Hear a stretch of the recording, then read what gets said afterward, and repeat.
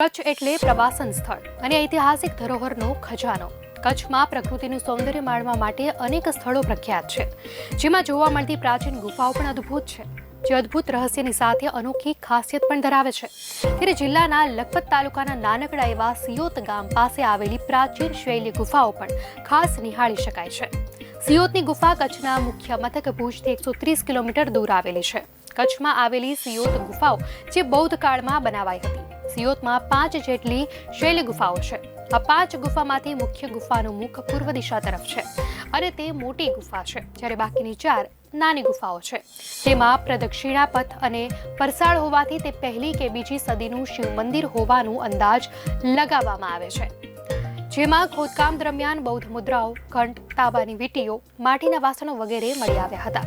ગુફાઓમાં પ્રવેશતા અસંખ્ય ચામાચીડિયા જોવા મળે છે। કચ્છમાં આવેલ 2001ના ભૂકંપ વખતે ગુફાને ઘણું નુકસાન થયું હતું।